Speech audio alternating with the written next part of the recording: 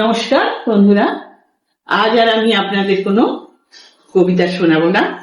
আজ আমি বিশ্বকবি রবীন্দ্রনাথ ঠাকুরের ব্যক্তি জীবন বা সাধারণ মানুষ হিসাবে আমি তাকে যেটা অনুভব করি সেটাই আপনাদের কাছে তুলে ধরবো। প্রথমে আমি আমার শ্রোতা বন্ধুদের কাছে বলি, বিশ্বকবি রবীন্দ্রনাথ ঠাকুরের কবিসত্তা নিয়ে আলোচনা করার মতো প্রগাঢ় জ্ঞান আমার কম। তার গভীরতা বিস্তৃত আকাশের মতো, অতল সমুদ্রের মতো, সেই গহ্বরে পৌঁছানোর মতো হয়তো যোগ্যতা আমার নেই। তাই একান্ত আমি যেটা অনুভব করি মানুষ হিসাবে রবীন্দ্রনাথকে আমার কি মনে হয় সেটাই আমি আপনাদের কাছে আজ অল্প কথায় তুলে ধরব। প্রথমেই বলি, তিনি ছিলেন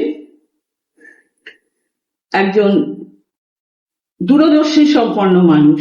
দেখুন, আজ থেকে কত বছর আগে তিনি জানতেন যে আজও তিনি আমাদের জীবনে প্রাসঙ্গিক থাকবেন। লিখে গেলেন, আজি হতে শতবর্ষ পরে কে তুমি পড়িছ বসি আমার কবিতা খানি কৌতূহল ভরে। কি প্রাসঙ্গিক!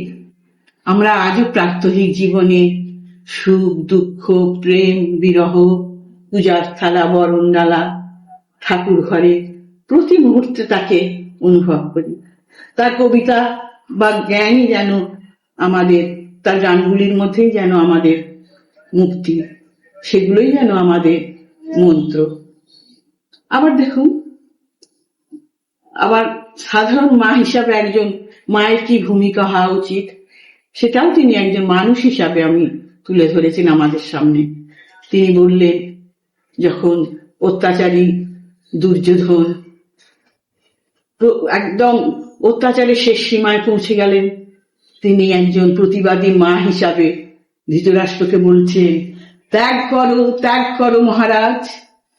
কিন্তু পুত্র স্নেহে অন্ধ ধৃতরাষ্ট্র তা অস্বীকার করলে তিনি বললেন, পিতা তুমি, মাতা আমি নহি, গর্ভভার যার জড়িত জাগ্রত হৃৎপিণ্ড তলে বহি নাই তারে।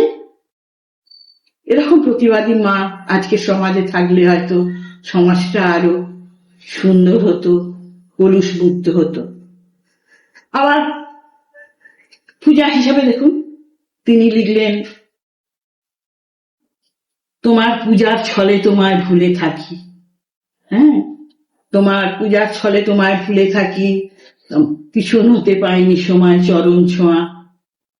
পূজার থালায় পূজা আছে, ফুলে পূজার ফুল আছে, মালা আছে, ধূপ আছে, ধোঁয়া আছে, সব আছে, কিন্তু আমরা আড়ম্বরে পূজার ছলেই তাকে ভুলে থাকছি, ঠাকুরকে।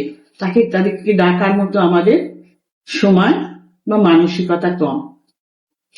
তিনি প্রেমের ক্ষেত্রে তো তিনি অসংখ্য গান কবিতা লিখে গেছেন, কিন্তু একজন কৌতূহলী মন নিয়ে তিনি বৈষ্ণব কবিকে প্রশ্ন করছেন, সত্য করে কহ মোরে হে বৈষ্ণব কবি, কোথা তুমি পেয়েছিলে এই প্রেম ছবি, কোথা তুমি শিখেছিলে এই প্রেম গান, বিরহ তাপিত হেরি কাহার নয়ন, রাধিকার অশ্রু আখি পড়েছিল মনে।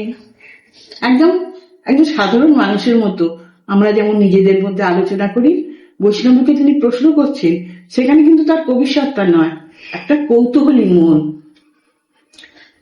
আজও প্রতিটা ক্ষেত্রেই আমরা, প্রতিটা পদক্ষেপেই আমরা রবীন্দ্রনাথকে অনুসরণ করি।